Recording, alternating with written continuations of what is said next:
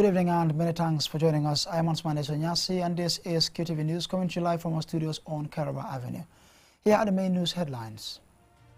UNICEF has announced the awarding of a contract to produce and supply the world's first malaria vaccine to offer protection against the killer disease for millions of children in many countries, including the Gambia.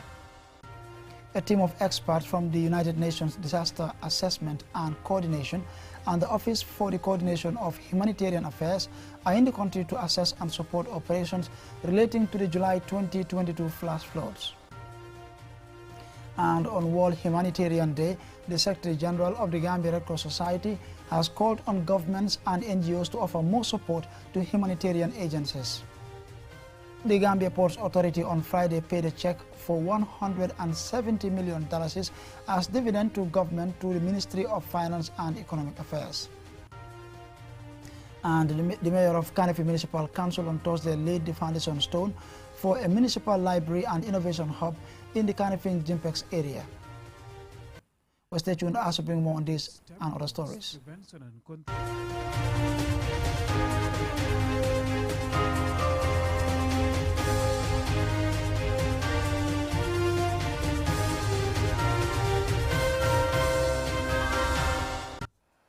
And we now take a look at the news in detail. In a potential breakthrough in the battle against malaria, UNICEF has announced the awarding of a contract to produce and supply the world's first malaria vaccine that will offer protection against the killer disease for millions of children in many countries, including the Gambia. Mawad Lamin Choi reports. A cost-effective step towards prevention and control against a killer disease is taking a positive form with the latest development from UNICEF and its partners. The UN Children's Fund, UNICEF, which is the largest single vaccine buyer in the world, has signed a $170 million deal with pharmaceutical company GSK for the production and supply of the world's first ever anti-malaria vaccine. I have been speaking to UNICEF, the Gambia's Child Survival and Development Manager, Dr. Shahid Mahbub Awan, about the development. A new development also is being introduced. The landmark award will lead to 18 million doses of the malaria vaccine available over the next 3 years and has a target of saving millions of lives. Gambia is among the countries UNICEF plans to supply to protect children who are the most vulnerable to the life-threatening disease. So we are looking at how to integrate or to include this vaccine into the routine vaccination process which is available in the country and which is I must say is doing very well. So our role, or what we are looking at this point in time, is to make sure that once the vaccine arrives, it is being utilized properly and people are aware of its safety and of its usefulness. Malaria remains one of the biggest killers of children under 5. According to UNICEF, in 2020, nearly 500,000 boys and girls died from the disease in Africa alone, a rate of 1 death every minute. The Ministry of Health has reported a general decline in malaria incidence in the Gambia by 50% since 2004, with 0.1% malaria prevalence and a 90% drop in the number of people dying of the deadly disease. This achievement is associated with malaria prevention and control program rolled out by the Health Ministry. Obviously, the first steps are to work with the government, in this case the Ministry of Health, to make the systems available for induction of these vaccines. So these are the new products in the country. These are new products in many parts of the world also. So we cannot predict the time, but it is hopeful that by early or first part of next year, they would be arriving, and then from there onwards, possibly, the process of integration will also take place. But I'm sure that it's going to take around 5 to 6 months or even more than that. Following successful pilot immunization programs in Ghana, Kenya, and Malawi, the World Health Organization has given the green light for the widespread use of the vaccine across sub-Saharan Africa and in other regions with moderate to high malaria transmission. The pilot immunization program reached 800,000 children in those countries. The malaria disease remains to be a top health burden for Africa, which accounts for 94% of global annual malaria cases of 229 million. It is worth noting that 5 African countries had been certified as malaria-free by the World Health Organization as of 2021, having been malaria-free for 3 consecutive years. Mahmoud Lamin Chai, QTV News. Now there's some good news there. A team of experts from the United Nations Disaster Assessment and Coordination and Office for the Coordination of Humanitarian Affairs are in the country to assess and support operations relating to the July 2022 flash floods. Mahmoud Gajaga has more. More than 40,000 people across the country were affected by the July floods, according to government statistics, after torrential rains caused floods that destroy properties and livelihoods. These technical experts say they will support the international response to the government's disaster and emergency coordination. Angus Lampkin, head of mission, OSHA and UNDAC, explains. And I think very much we focus on the people who are impacted by these crises. So we, as the UNDAC team, will focus on pulling together what are the immediate needs of the people, and then what are the response requirements that are necessary in order to sustain life and also enable people to regain their livelihoods. But we will also be looking at the fundamentals of the environmental impacts of the flooding, attempting to understand its impact on the water table, of course crucial to life, and then to provide that information into the ongoing planning and indeed development of the national approaches that are being implemented currently and are being progressed. Sanat Dahaba, the Executive Director of the National Disaster Management Agency NDMA, the main government disaster response agency, says the government is committed to implementing projects that will mitigate disasters like floods. However, the question must be asked, how will a country with little or no proper drainage system cope with torrential rains? Here is Sanat Dahaba again. A retreat somewhere just to go and discuss about the enforcement of this policy. In addition to that, public awareness, we all know also. Sometimes you want to enforce certain policy, the population themselves are reacting to that policy. These are all issues that the government is now ready and are taking the bold initiative so that once the policies and regulations with regard to disaster management will be enforced to the latter. Indiscriminate dumping of waste also induce flooding. In terms of infrastructural development, Gambia just submitted a proposal to India government at a tune of $17 million. I'm sure you heard the president announcing it. And very soon the government will, this is primarily focused on drainage system. I know drainage has always been an issue in terms of their design, in terms of their engineering work, in terms of their water holding capacity. And government is doing everything humanly possible to make sure that we address it this year. While technical experts, humanitarian agencies, and the government coordinate efforts to respond to the impact of the floods, many families who have lost their belongings and their livelihoods are eagerly awaiting to see a positive outcome to end their nightmare. Mamadou Gajaga, QTV News. Now, on World Humanitarian Day, the Secretary General of the Gambia Red Cross Society, Alassane Senghor, has called on governments and NGOs to offer more support to humanitarian agencies around the world. More in this report. Created by the UN General Assembly in 2008, August 19th is globally observed as World Humanitarian Day. It is earmarked to serve as a reminder to people of the dangers endured by others to save lives and offer humanitarian services, sometimes under very difficult circumstances. With ongoing conflicts and climate change still posing great risk to human survival, calls for more support to aid workers across the world have intensified. Alassane Senghor, the Secretary General of the Gambia Red Cross Society, explains the significance of the day. This year is about real-life heroes. Real-life heroes are the thousands or millions of volunteers around the world. Here in the Gambia, we celebrate with our thousands of volunteers, specifically their role and their sacrifice during the COVID pandemic. We've seen a lot of volunteers sacrifice their lives, their livelihoods, and many others as well, to save lives. Some have lost their lives or family members due to the work that they've been doing. So we want to dedicate this to the real-life heroes. These are the volunteers. Mr. Senghor also calls for the celebration of the selfless service of tens of thousands of volunteers who give immediate medical care, food, shelter and protection to people during crisis.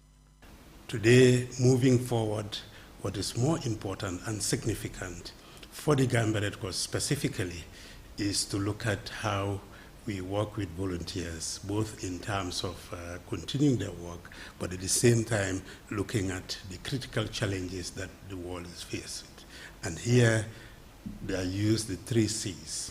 First is climate change, second is the COVID pandemic, and the third C is the conflicts.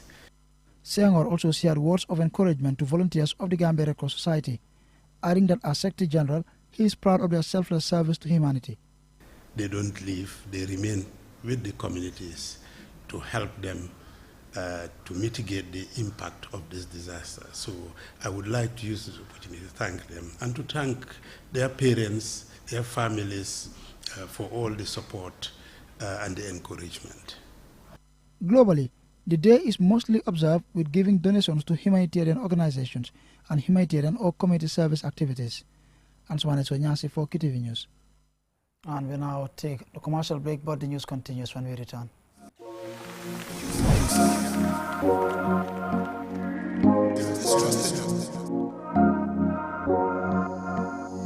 As the fastest growing GSM company in the Gambia, QCell has the widest 4G plus coverage in the country, 3 times faster internet speed than our competitors. So switch now and dial *335# and enjoy what true 4G feels like. QCell, Gambia's trusted network.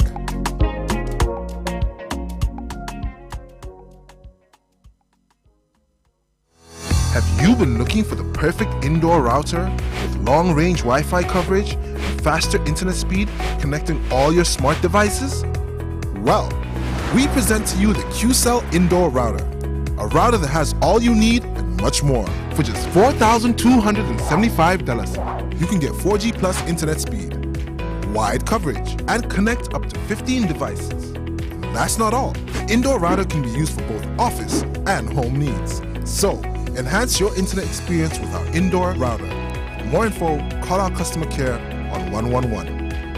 QCell, Sunyubus, we innovate, others follow.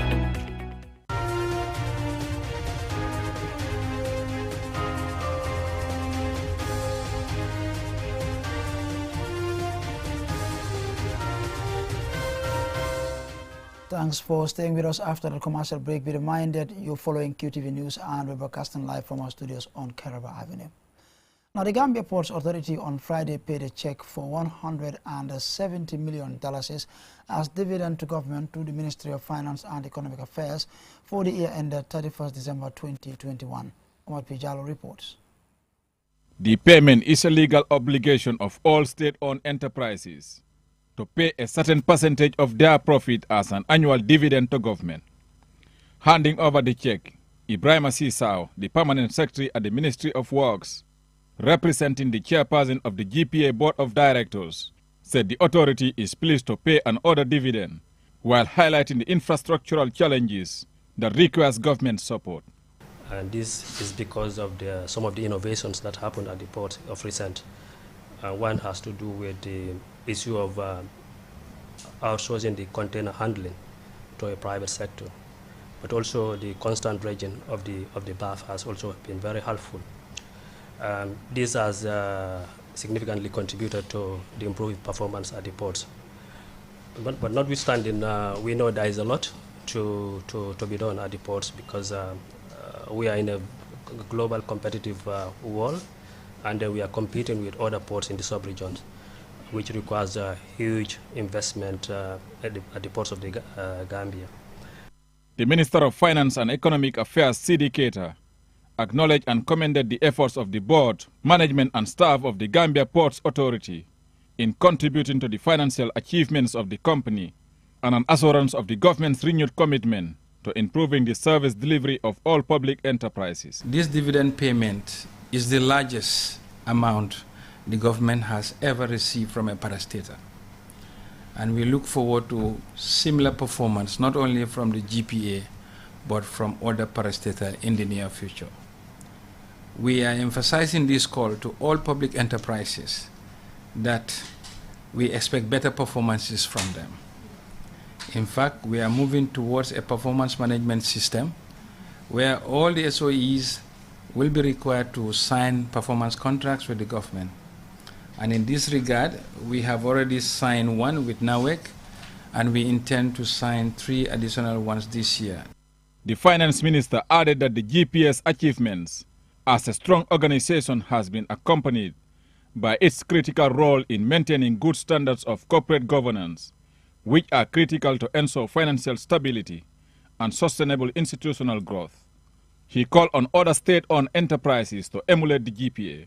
I believe that it is time for public enterprises to start living up to their mandate and deliver on their promises for providing good quality public service, as well as contribute meaningfully towards the government development agenda by paying dividends to government to fund vital social and infrastructural development. It should be noted that the government investments in this parastatal is premised on service delivery and financial return as any shareholder would expect. In 2018, GPA paid $20 million in dividends. In 2019, $50 million, and $95 million in 2020. Officials of the authority assured government that GPA will continue to work diligently to generate surpluses that can be used to help other activities of government in developing the country. Reporting for KTV News, I am Omar P. Jallo. Now, the mayor of Kanifing Municipal Council, Talib Ahmed Bensouda, on Thursday laid the foundation stone for the Municipal Library and Innovation Hub in the Kanifing Jimpex area. This first ever municipal library in the KMC will be constructed at a cost of $45 million. More in this report by Ajibintu Drame. With a delegation from partners such as the EU and UK representatives, political party members and others were in attendance to this colorful and harmonious occasion. This first ever municipal library in the country is part of the EU-funded $180 million Kanifing Environmental Transformation Program, KEPT. Talib Ahmed Bensouda, the mayor of Kanifing Municipal Council, says the edifice will be safe, calm and serve as an inspiring space for children, youth and entrepreneurs to have access to knowledge, and it will be geared towards minimizing negative environmental impact. The Kanifing Municipal Library and Innovation Hub will cost a whopping $41 million funded by the EU. $32 million will be used to build the library and $9 million to equip it. To add more value to this venture, next year KMC will add a cultural center including a 500-seater auditorium. Also to be located on this site, the Cultural Center will be a place where artists such as the Gambia Females Artists Association can have their performances and shows. Enya Brown, the EU representative, says the project will help to foster peer-to-peer exchanges between KMC and Peterborough in England to transfer best practice between both cities towards achieving the Sustainable Development Goals and the International Zero Waste Target. The focus on environmental transformation will offer capacity-building opportunities for elected officials and technical staff to further adopt environmentally sustainable practices and enhances Kanifing's service delivery. Achieving SDG 13, climate action, and adapting to climate change is at the core of this project. Bakary Sanya, Director of National Library, commends the KMC for this praiseworthy initiative. Since the library is within a community, the community should be given a lot of consideration. Libraries are important in creating a very critical mass of citizens in any country. And by so doing, the municipal library would also extend this opportunity. And the close proximity of schools within the foundation area is also very important. And that would give it that judicious and effective use. And I'm sure it will also seek towards taking the municipal library to the doorsteps of the community members. Lagami Mane, President of the University of the Gambia Students' Union, commends the initiative as it will significantly assist in creating access to quality education and the sustainable development of the country. I want to challenge the leadership of this project to make sure that it makes the entity also child-friendly. We are of the belief that it would groom or it would nurture the culture of reading from the early stage. The contract to build the library is awarded to Gambian-owned businesses, Bajam Enterprise Limited and Masterplan Architects. Libraries have been described as the last bastion of democracy because they preserve for everyone the freedom of information that flows in and out of them. Although situated in Carnifing Municipality, once completed, the project will be for the benefit of all Gambians. Ajipinto Drame, QTV News. Now, vendors and customers at the Farato Village Market are appealing to the government to help rebuild their only market to a good standard. More in this report by Ahmad P. Jallo. The vendors complain about the lack of proper structures, electricity and narrow walkways. They also lamented the poor waste management system that leaves the market in an unhygienic state. Musa Mane, a fish vendor, expressed frustration over the failure of the Village Development Committee to collect the waste.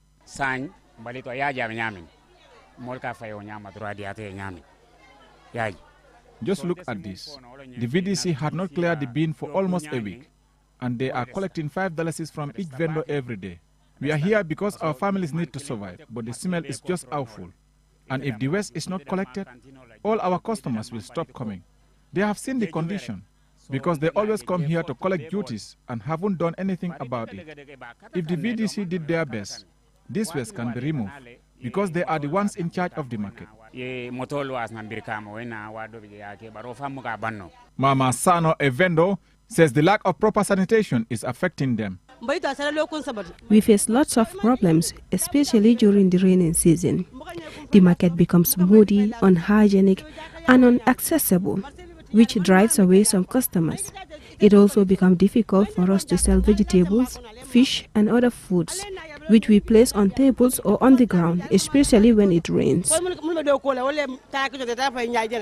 Tabara Kamara, a customer, called for attitudinal change in how some people dispose of waste within the market premises and recommend a proper waste collection and disposal system. We have complained several times and we are tired now. This is where we buy food and feed our families. We have no choice but to enjoy the smell. The lack of waste management is really making it unbearable due to the bad odor. Asiatu Jallo and other vendors also complain that the unpleasant smell keeps their customers away and therefore affect their businesses. Things are becoming worse by the day. They find it very disturbing to sit here all day with the smell. Those responsible should help us by collecting the waste every day to avoid spreading diseases. Also, customers have been complaining and some have even stopped buying from us because of the unpleasant environment. The Farato market is developed and managed by the Farato Development Committee and not the council. The VDC is responsible for collection of daily taxes and running the affairs of the market. Sekubi Njai, the treasurer of Farato Village Development Committee, confirmed that the waste is not being collected at the market for over a week because the tractor contracted to collect the waste has had a breakdown. We even went to the Brikama Area Council to ask for help so that we will get another vehicle to come and evacuate the waste so that we can go and repair it. So that negotiation took a while. We contacted somebody else who was coming, but he was not as regular as this one that was coming. So this is what caused the delay now, that we are not as regular as we had been for almost a year. We had been constant in collecting the waste twice weekly. The vendors are right, because waste is something which you need to dispose it of regularly. Vendors and customers are also calling on the government to help provide them with a tractor, water tanks and a cold storage facility to improve conditions at the market. Reporting for QTV News, I am Omar P. Well, I'm afraid that's all about it for this bulletin, but here's a recap for main headlines. UNICEF has announced the awarding of a contract to produce and supply the world's first malaria vaccine to offer protection against the killer disease for millions of children in many countries, including the Gambia. A team of experts from the United Nations Disaster Assessment and Coordination and the Office for the Coordination of Humanitarian Affairs are in the country to assess and support operations relating to the July 2022 floods.